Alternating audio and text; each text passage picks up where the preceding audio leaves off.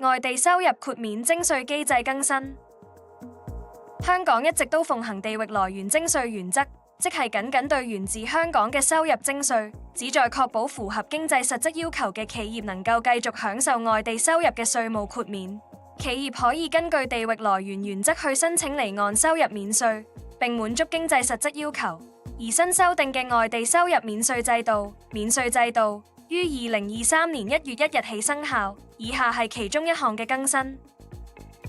如果企業將未匯入香港嘅外地收入用於購買境外不動產或者動產，並係日後出售呢啲資產，相關嘅款項仍會被視為原本嘅指明外地收入，係冇符合任何稅務豁免條件嘅情況下，當呢啲款項匯入香港時，就需繳納利得稅。